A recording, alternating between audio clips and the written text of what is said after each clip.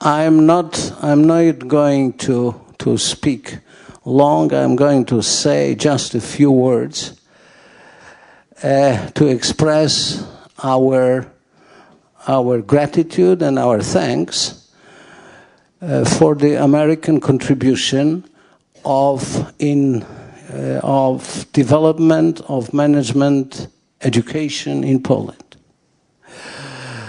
Let me remind you that in the 70s and the 80s, American government took an initiative to invite probably around 200 young Polish scholars as postdoctoral fellows to top American universities. I was myself beneficiary of this program in 71, 72. I was senior Fulbright scholar at Carnegie Mellon University in Pittsburgh, in Pennsylvania. And since that time, I have returned many times to the US as visiting professor. But during this first visit, I was helped by the Department of State to visit all major American business schools. I went to Harvard, to MIT, to Stanford, to UCLA, where I worked several decades afterwards. And this gave me an idea of starting a full-fledged business school in Poland.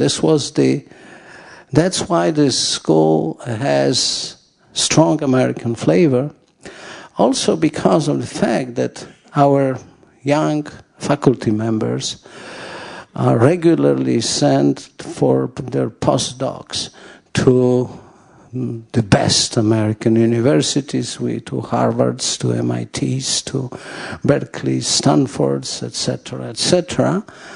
And it helps us to keep up with the competition on the European level. So, since you are co-chairman of the Fulbright Commission here in Poland, let me express our thanks and our gratitude for this very precious American contribution. Thank you, Mr. Ambassador.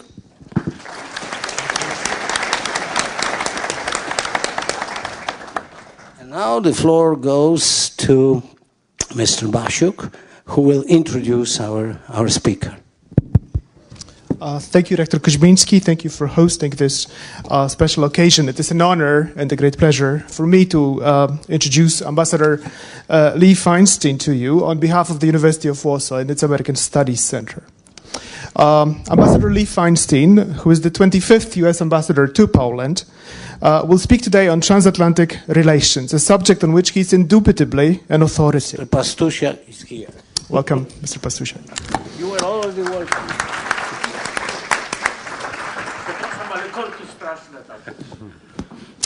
Ambassador Feinstein served as advisor to Secretary of State Madeleine Albright in establishing the Community of Democracies in Warsaw in 2000.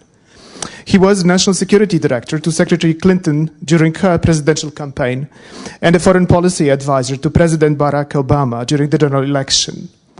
Ambassador Feinstein also served as Senior Advisor to Human Rights First and as Visiting Fellow in Foreign Policy Studies at Brookings Institution and also Deputy Director of Studies and Senior Fellow at the Council on Foreign Relations.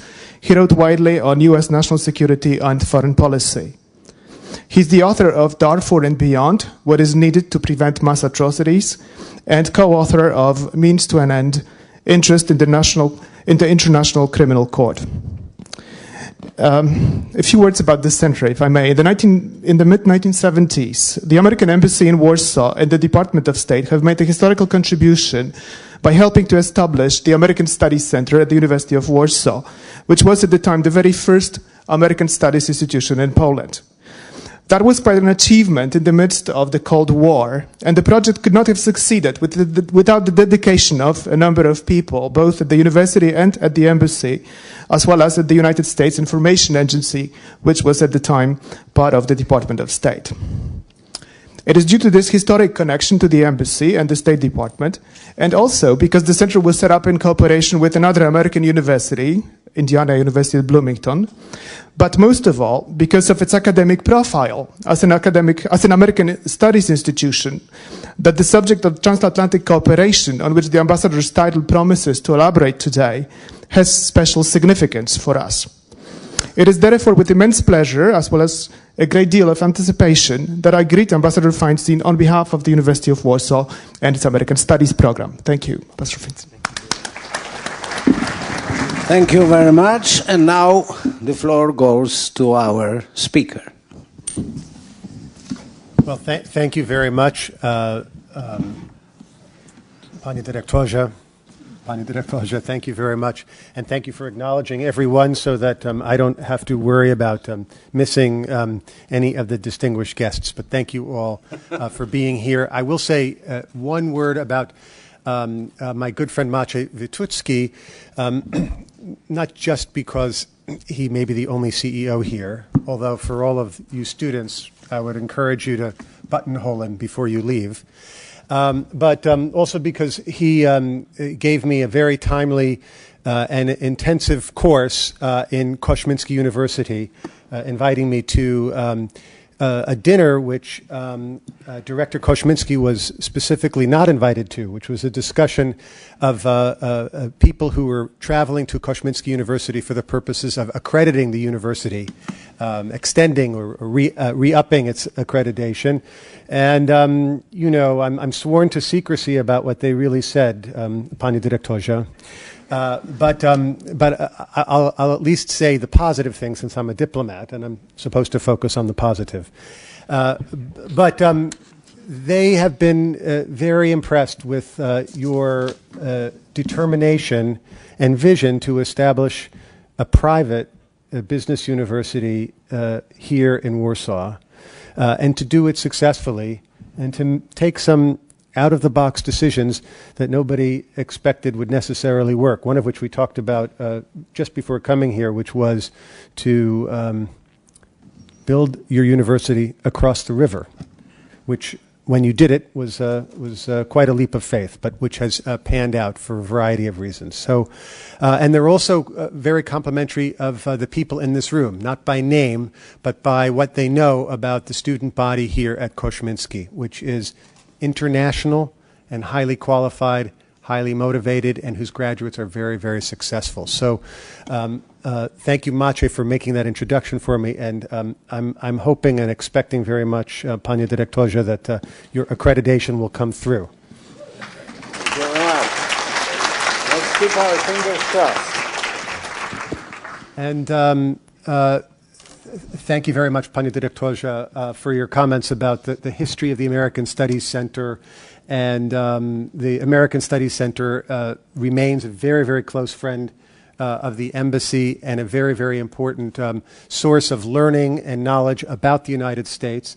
And we appreciate very, very much the work you do, whatever small contributions we might have made back in the day to helping you get on your feet. You have repaid many, many times. Thank you very much.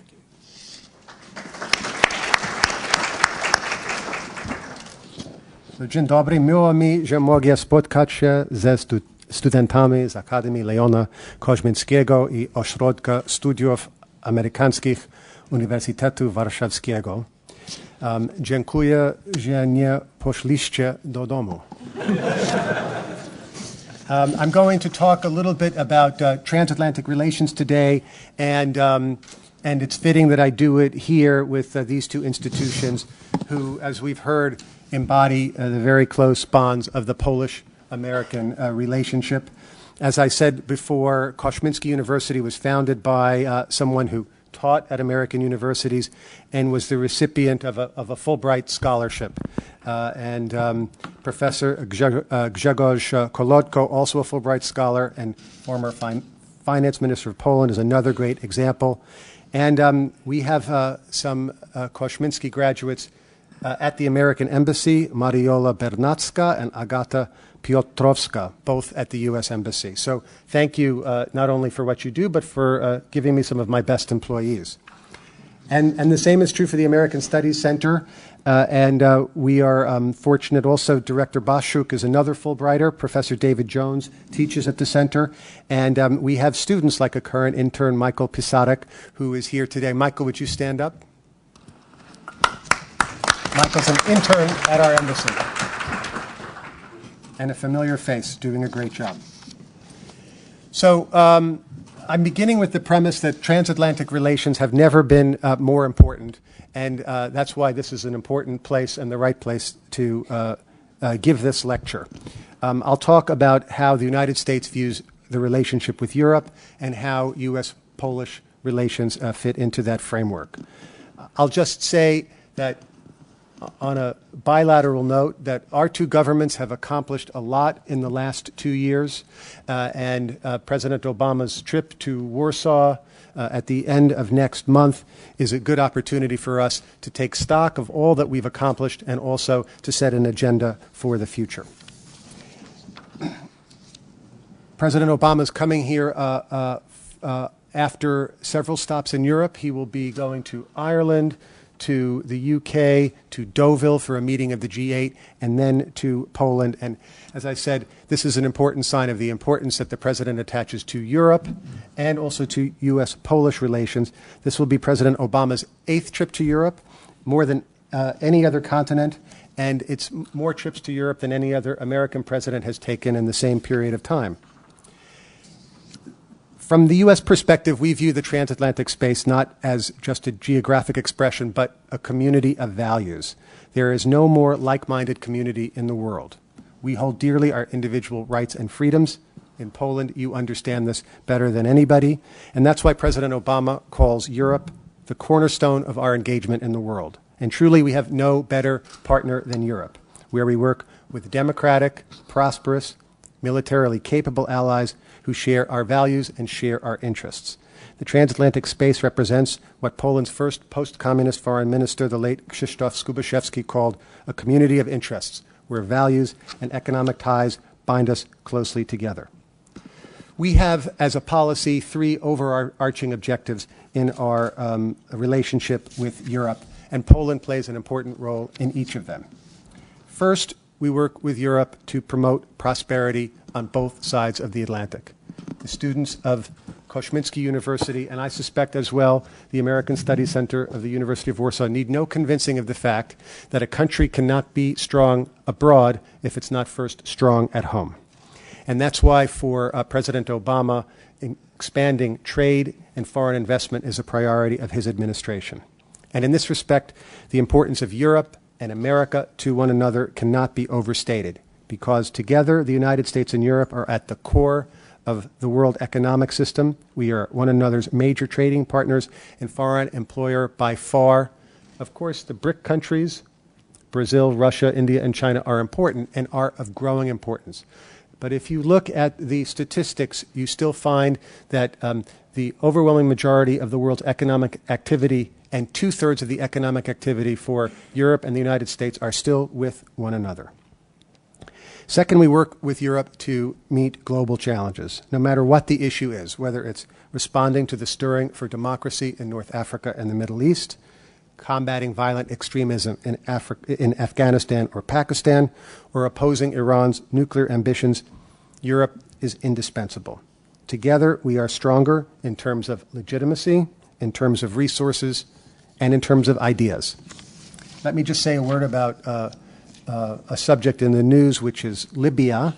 Right now, NATO is part of a broad international coalition to enforce UN Security Council Resolution 1973 to protect Libyan civilians from the vicious attacks of their own government through limited military action. President Obama explained, "We cannot stand idly by when a tyrant tells his people that there will be no mercy." He believes in America's and the world's common responsibility to protect civilians. Professor Bashuk was kind enough to refer to some of my own writings on this subject, but I think the notion of the responsibility to protect is one that is now widely accepted inside the United Nations and by all of us. And this responsibility really has 2 components. The first element of the responsibility to protect is the idea that countries most fundamental responsibility is to protect people who live within their own borders. And when I say this, by the way, I don't use the word citizens, but people within their own borders. And if countries do not have the ability to protect those people, or worse, if they threaten or put those people at risk, there is a second responsibility that is triggered. And that second responsibility is on the rest of us. And it's on the rest of us to take action. Exactly what that action is would depend on the circumstance. A lot of people immediately focus on military action. There are many different ways for the international community to express its point of view in responding. But the key point here is that we cannot afford, nor is it any longer acceptable, to turn a blind eye when innocents are vulnerable to mass atrocities. Third, the United States is also committed to the historic project of building a Europe that is prosperous, whole, and free. And Poland's bold and skillful transition, supported by many of the people in this room, paved the way for the transformations that took place in broader Central and Eastern Europe, and indeed much of the world in the 1990s. And today, Poland's experience and example are inspiration and sustenance for those seeking to build democracy in the Eastern neighborhood. The leadership of Poland and Sweden established the European Union's Eastern Partnership Initiative, and America is proud also to provide this year over $300 million in assistance to the countries of the Eastern Partnership, as well as $450 million this year for Georgia, which is the remainder of a $1 billion pledge in assistance to Georgia following the Russian invasion in 2008.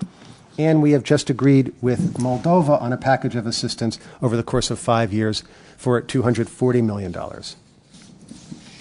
Now, let me turn to my adopted home of Warsaw and talk a bit about our bilateral relationship. America looks to Poland as one of our closest allies and oldest friends. Our bilateral relations are forged over more than 2 centuries of supporting each other in wars hot and cold. And now, as we anticipate President Obama's visit, we can be proud of our achievements in broadening and deepening our relationship for the new century. This new relationship is one that values and encourages Poland's emergence as a strong and influential member of NATO and the European Union. It is a relationship built on a shared strategic view.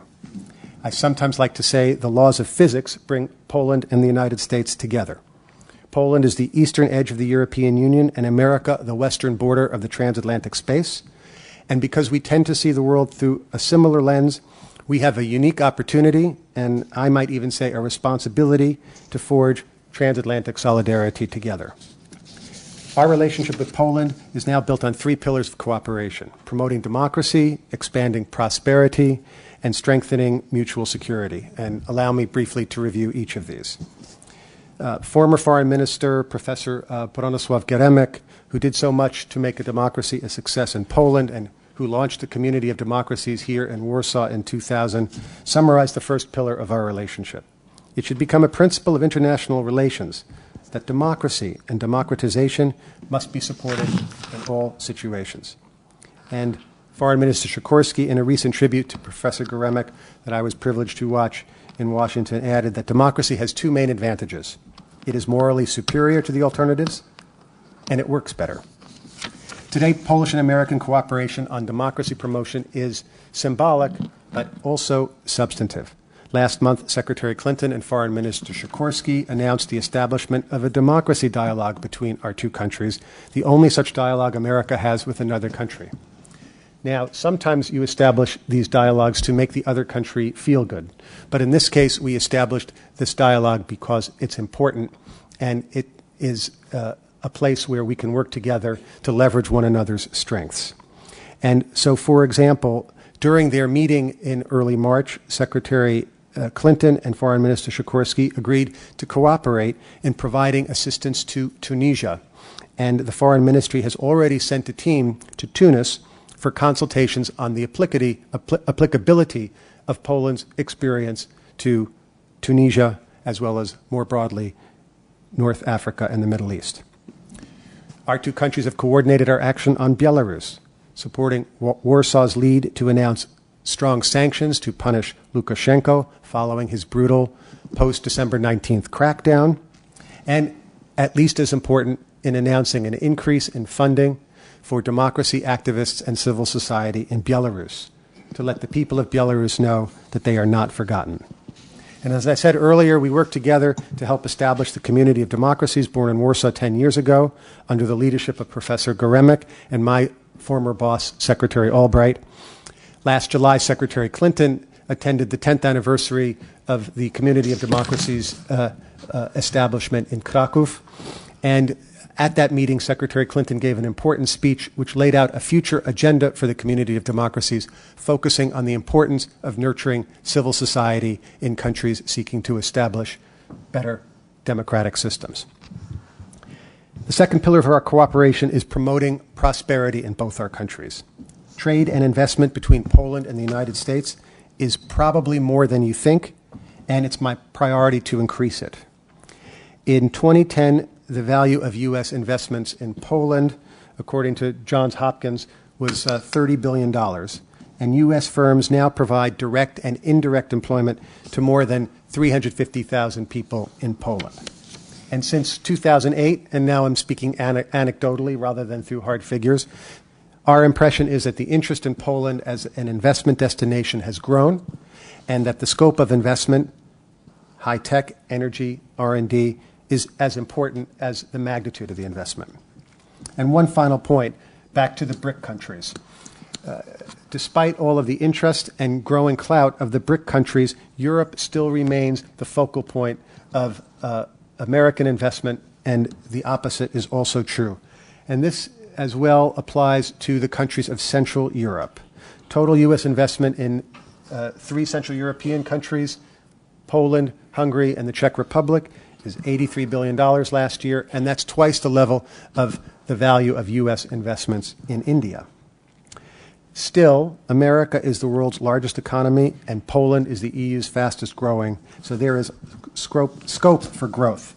And I hope all of you in this room will play a role in growing trade and investment between our two countries. While I'm on the subject, let me say a word about energy. This is an area of particular potential. I was earlier this week at a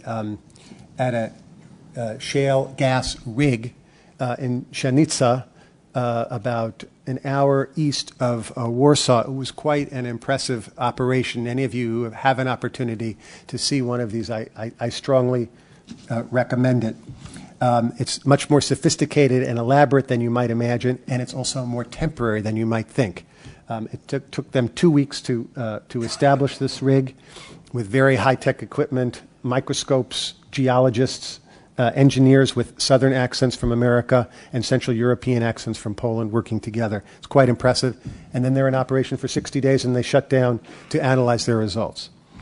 We're also cooperating on clean energy, on wind and biomass, and together our two countries have signed agreements with Poland on nuclear cooperation. Poland is a member of the Global Shale Gas Initiative with other countries, and my embassy will co-sponsor a conference at the Copernicus Science Center on May 18th with the Foreign Ministry. Secretary Clinton has put a very high priority on promoting energy diversity in Europe and to secure the security of supplies, competitive prices, and political independence. Energy is an area where we can do well by doing good. We can both help our economies prosper as well as contribute to our security by pursuing joint energy security cooperation. And the third area of our cooperation, in addition to democracy and prosperity, is security, which of course is fundamental. And we have made very significant strides in the last 2 years. At NATO, we agreed to adopt a new strategic concept, which fundamentally reaffirms the importance of Article 5 of the Washington Treaty. That's the article that makes an attack against one an attack against all. And we made collective defense once again a core task of the alliance. NATO developed contingency plans for Poland and the Baltic states. Presidents Obama and Komorowski announced the deployment of an air detachment to Poland last December in their Oval Office meeting, which will provide a boost to the U.S. capacity to train with Polish, allied, and partner air forces in the future. This is the first agreement for the permanent deployment of U.S. servicemen and women in Poland. We've also signed an agreement to station ballistic missile defenses in Poland as part of a NATO system to provide for the territorial defense of NATO Europe against the growing threat of ballistic missiles. And this system is ahead of schedule. The first Aegis ballistic missile defense ship is already deployed in the Mediterranean. And if I may, even those famous Patriot missiles, which once dominated the press, now come in and out of Poland routinely every quarter in all different configurations, as if we've been doing it all along. And in June of this year, they will be here with live missiles. The NATO summit also agreed on a strategy for Afghanistan that will gradually turn over responsibility for security to Afghan forces. America and all the NATO allies greatly appreciate Poland's contribution to the mission in Afghanistan, and we honor the country's sacrifices. I was in Afghanistan about 2 months ago. I traveled with Admiral Stavridis, met with General Petraeus, as well as Poland's military leaders at ISAF headquarters in Kabul. And what I can tell you from the Polish military officers that I met with, as well as their American counterparts, that Polish troops are serving honorably and well and are greatly appreciated by the United States. And I will add now with something less tangible, but at least as important, which is people-to-people contacts between our governments. And I think both directors spoke very eloquently about the importance of these kind of contacts. Of course, the senior-most people who will be having contact will be President Obama and President Komorowski, as well as Prime Minister Tusk, late next month. But we have also supported and are seeking to nurture new opportunities for Poles and Americans to meet and work with one another. One which may be of particular interest to all of you is the embassy support for the Polish American Freedom Foundation's internship program for young Poles to work at leading American companies. Through the support of the Polish government, we have also doubled the size of the Fulbright program. We celebrated the opening of the Kosciuszko Foundation office in Warsaw and look forward to this spring's opening of the German Marshall Fund of the United States for the first time in Poland. And the Atlantic Council and the city of Warsaw, with great support by Mr. Witucki, and with the support of the U.S. Embassy, have established an important new transatlantic forum, the Wrocław Global Forum, which will meet next in early June. The city of Warsaw, supported by Citibank, unveiled a new monument to Kosciuszko, a hero to both our nations. Jagiellonian University in Kraków organized a conference to celebrate the 100th anniversary of President Reagan's birth. And American universities hosted conferences to celebrate the 100th anniversary of Paderewski's birth. We are also active in trying to reach Poles, students like you and others through our website. Ambasada Amerykańska jest na Facebooku. Mam nadzieję, że będziecie tam Państwo zaglądać i że nas polubicie. We have a Facebook page, a Twitter account, and we advertise events and hold trivia contests and more. I know that this part of my remarks may not meet the high academic standards of the Koźmiński University or the University of Warsaw, but I have to say, as we've seen in North Africa and the Middle East, you ignore these social networking outlets at your peril. Now I'm going to talk about visas, which doesn't mean that you can't ask me about them later. We have a YouTube about applying for a visa in Polish, and we encourage you to check it out. 10,000 people have. We issued a record number of visas to Poles, and I know that this is a sensitive question in Poland, but we are working with the Congress to right this wrong, and no one wants Poland to enter the visa waiver program more than I do. But in the meantime, I'm pleased to report that over the last 2 years, we have been able substantially to increase the number of Poles who apply for a visa and get them. And presently, more than 9 in 10 Poles who apply for a visa at the American Embassy receive it, and the visa that they get is, in most instances, a visa that permits entry into the United States for 10 years, and it's a multiple entry visa.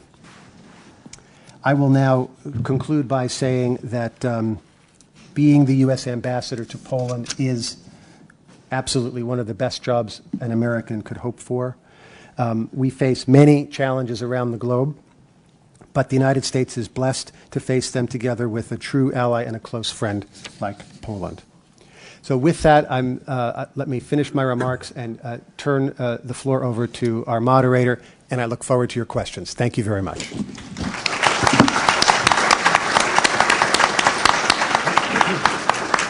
Thank you, Mr. Ambassador. And now the floor goes to Professor Jones, who will moderate Q&A session. Thank you very much, Ambassador Feinstein and Rector Koźmiński. We'd like to encourage student questions. Ambassador Feinstein is, trust me, he's very student-friendly, and so we would strongly encourage them. I see some of my students from different places in here, present and past. So if you have a question, perhaps you could raise your hand and state who you are.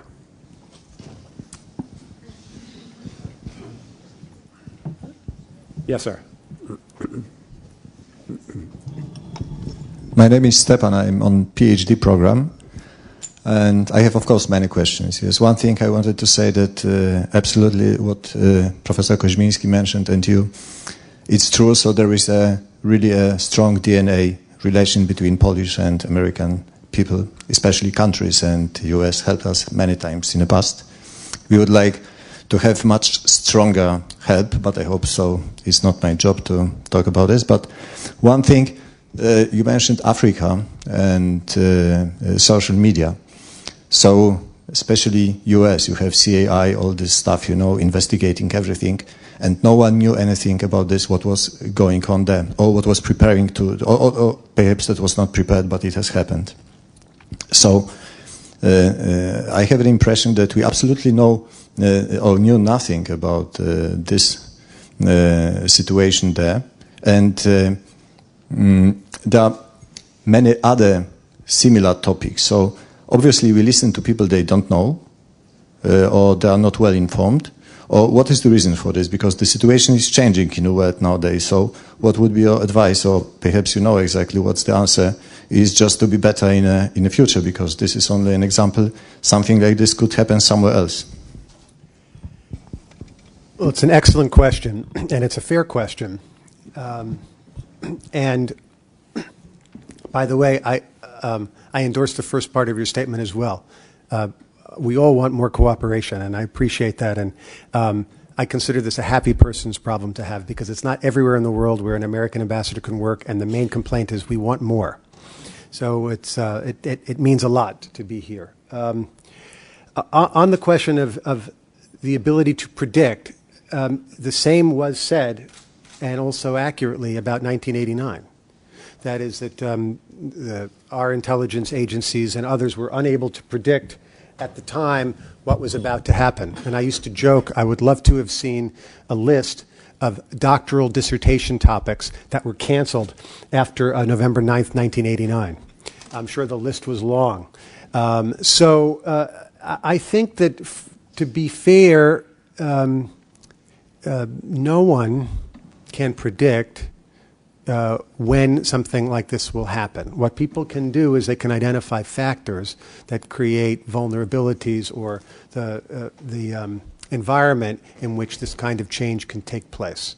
So I can't honestly fault anybody for being taken by surprise about what happened. It's no surprise to anybody that these were societies where there was very small space for civil society, where there were autocratic rulers, where there were demographic issues that created instability, and that in a networked age, there would be stirrings of democracy at one time or another.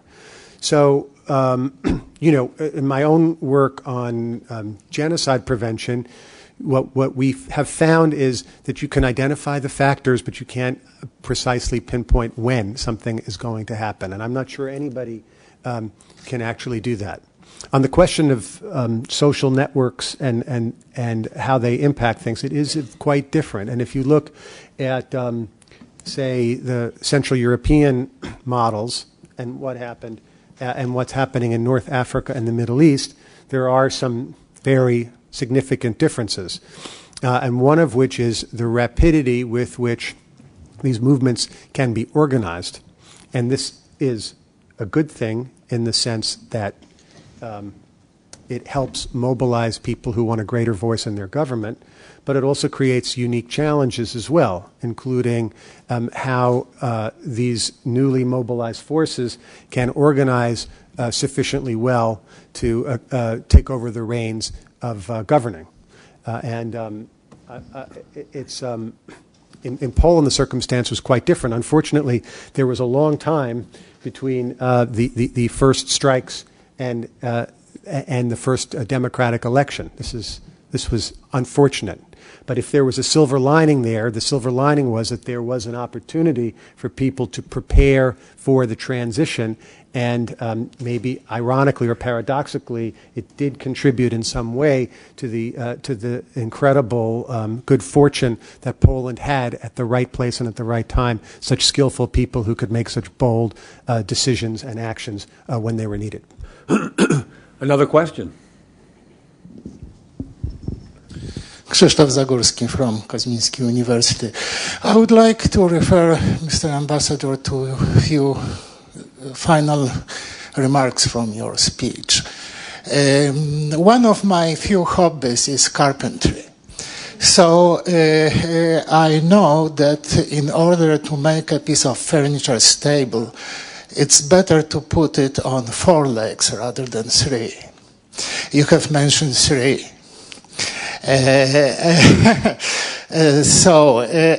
You did not name the first one, so you spoke about it. The fourth one would be the interpersonal relations, exchange of any kind between people, between NGOs, between cultural institutions. The fact that if I am bored, I can take my car and go to Berlin and meet my friends and have some beer and go to Pergamon Museum can't be overestimated. It is much more difficult to do it with my American colleagues. It's distance, but it's not only the distance. It's also some of these hurdles which you know about.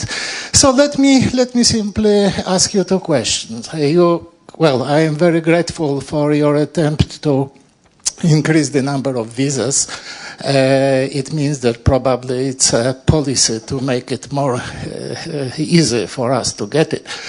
But also perhaps there is some program of facilitating these personal relations, these personal contacts, without which the understanding between the nations are impossible. So you spoke about close personal contacts between government officials that are very important, but much more important are contacts between people. Well, thank you for your comments. Of course, I completely agree with the importance of people-to-people contacts, and I thought I gave ample attention to this issue. In fact, I concluded on this point and gave a number of examples. But let me just try to add a little bit to what I said. First of all, I think that people-to-people contacts are absolutely essential, and we are pursuing a number of different programs to expand contacts and exchanges, both Poles and Americans. One of them is the fact that we've doubled the size of the Fulbright program. Another is that we are creating opportunities for students, such as students at Koźmiński University, to spend summers in the United States at a range of different American businesses at a formative age. And we like this program a lot because it speaks to an important growth area for our relationship, and also, frankly, it's clever in terms of it's less expensive than funding a full scholarship for people through the Koźmiński through the Fulbright program. We might call it the Koźmiński program, and we also are looking at ways to use some EU funds to encourage Poles to study in the United States. And there is an Atlantis program, which is sort of akin to the Erasmus program, which creates an opportunity. I do have to say that Poles, frankly, have not taken full advantage of this. And I guess what I would say is, and of course we're talking about social networking and things like that, and last year 140,000 Poles traveled to the United States, and of course there are 10 million Americans of Polish descent in the United States.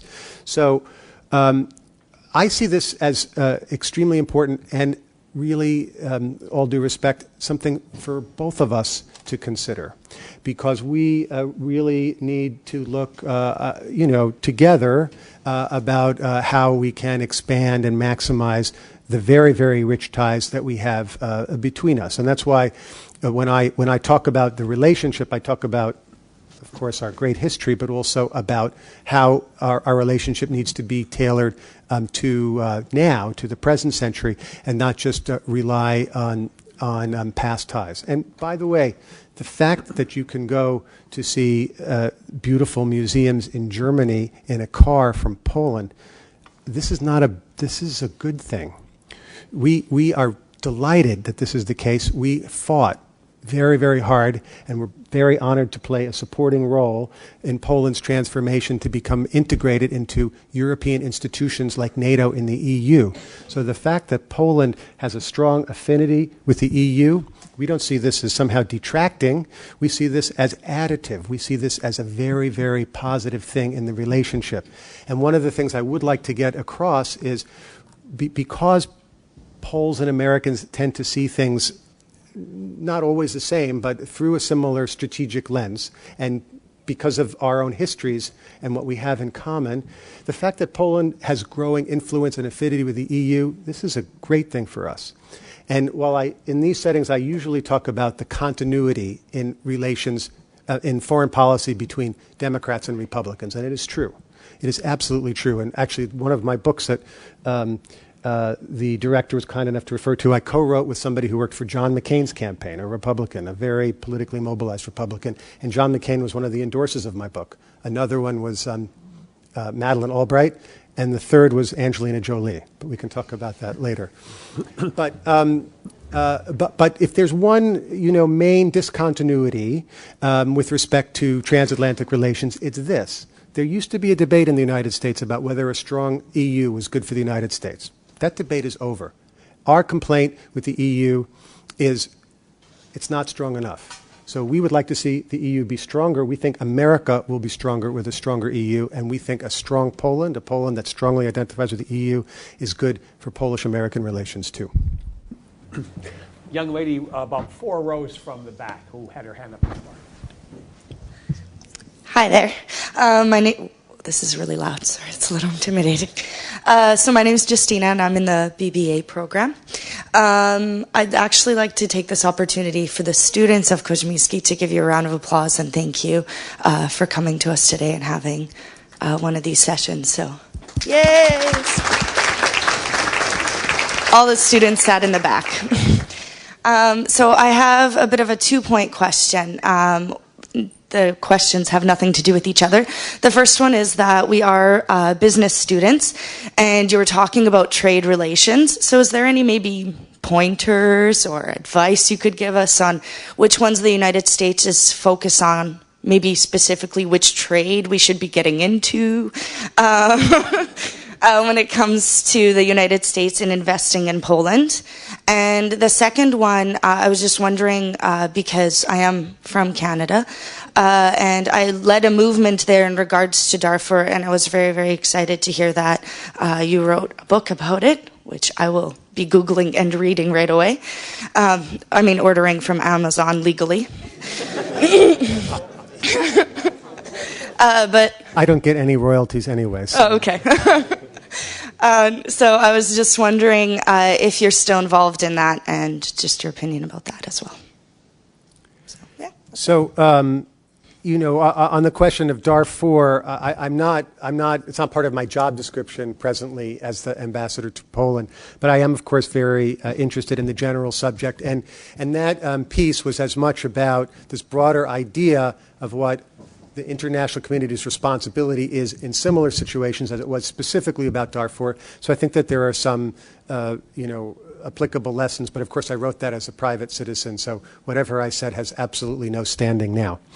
And in terms of, growth areas and investments,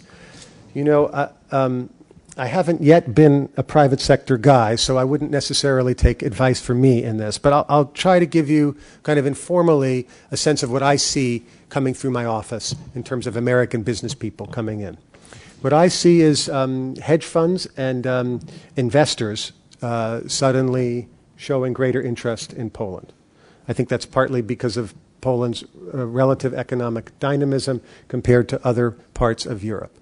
I see companies coming to Poland because of its location. 10 years ago, location was a negative for Poland, just as being across the river was a negative for Koźmiński University maybe at the onset. But now it's seen as a positive. In the center of Europe, in the EU, with access east, and in a much more stable environment than investing in the emerging markets to the east, but also with the ability to support companies doing business and manufacturing to the west, and in particular Germany. So another area that I see of great interest is companies that are investing in manufacturing infrastructure in Poland that support, for example, the German car industry and their exports to China. I see a lot of interest in high tech, and the way I would describe that is there is some business service center interest, and that is interesting because what people tell me anecdotally is that when they do their cost-benefit analyses, of course, the workforce here is highly skilled, but also surprisingly that the cost of doing business can be lower in Poland than it might be in a place in, say, South Asia. And this is quite interesting and surprising. But equally, I see a lot of higher up-the-chain investments in R&D from some of the major American companies. And without privileging any one or the other, it's safe to say, for example, that Google has interesting operations in both Kraków and Wrocław, and IBM has major investments in Wrocław and elsewhere. GE is a very, very big investor in high technology. I was recently at the Aviation Institute to see what they were doing, and they are hiring a large number of PhD and MA engineers to work on various a range of different projects. So I see investments. I see finance. I see financial interests coming here. I see manufacturing to support the industry in Germany, and I also see as well interest in high tech, both in the support side as well as higher up the research chain. My name is Bernard Marguerite. I'm a French correspondent in this part of the world for decades. And by the way, also a former Fulbright at Harvard. Last time at the Sir Einstein with Marvin Kalb. I appreciate very much your presentation, so much indeed that my only hope now is that you become the next ambassador to France. We have to talk to my friend Ambassador Rifkin about that. May I ask you two questions? One as an academic, the second one can fare the worst as a journalist. As an academic, I remember, and we all remember, the project of the New American Century in the late 90s by Wolfowitz and Cheney, and it became the manifestos of the Bush era. And then it was said that America has the strength to carry wars all around the world simultaneously, and even preventive wars. There is no limit. Now we have seen that the cost of the wars in Iraq and Afghanistan is in trillions of dollars, and until recently costed more than $5 billion a month, both in Iraq and Afghanistan. And it seems that even America, with all its strengths, cannot afford to do it.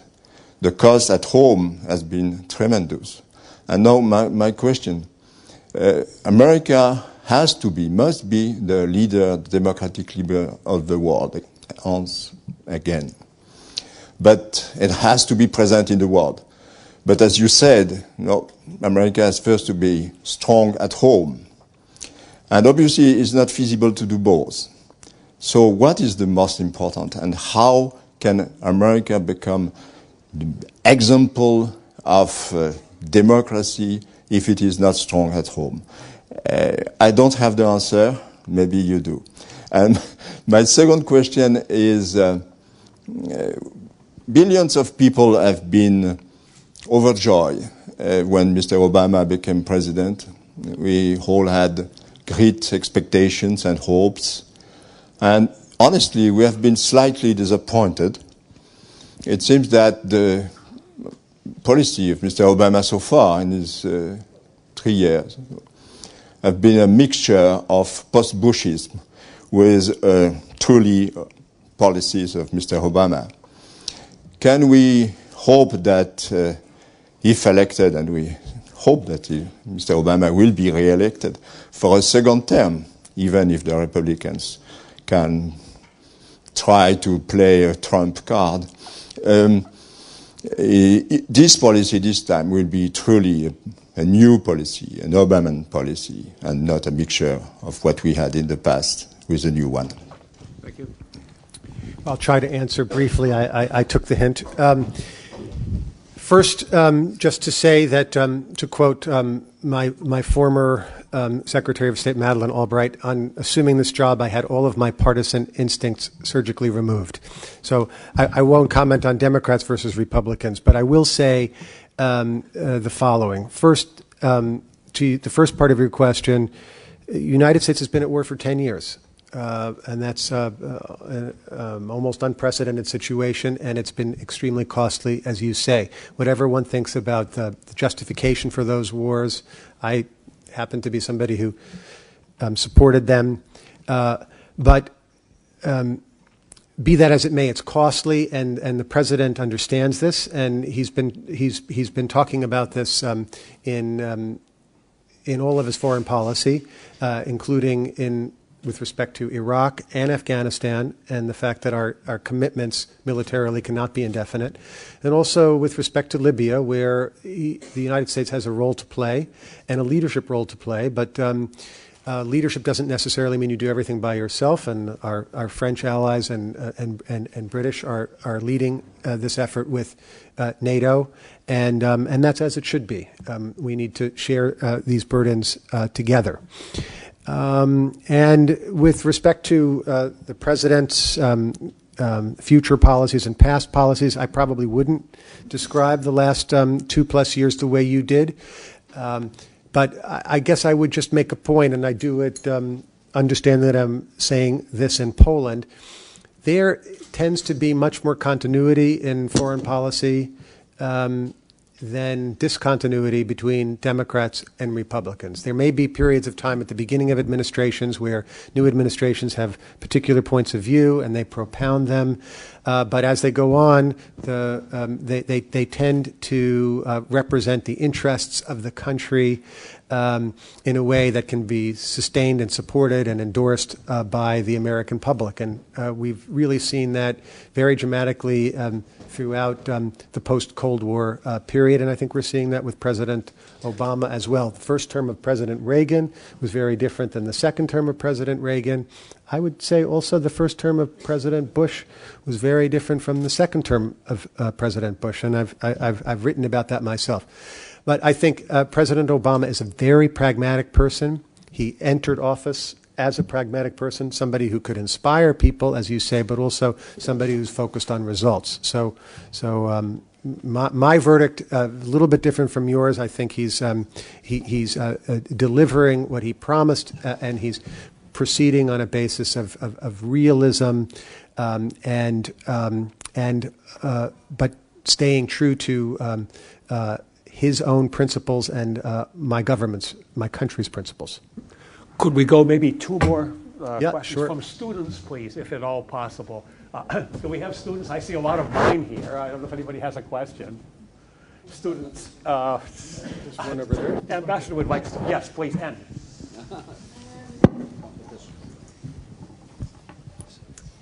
Mr. Ambassador, you mentioned that Obama has bases his policies on realism, and also that he is true to the principles of the country.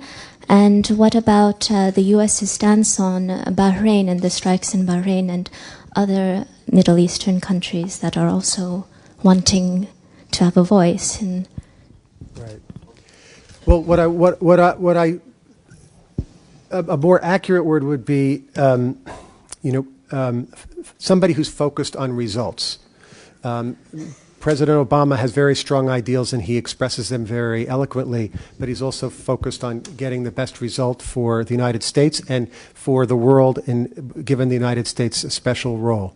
And in North Africa and the Middle East, all of these situations are very complicated, and each one needs to be evaluated in its own light. The circumstances in Bahrain are particularly complicated, and in no small measure because of outside influences in the country. And so exactly what the United States and the international community decides to do in each of these countries can't be some formula that you apply across the board, but need to be tailored to the specific situations in each country.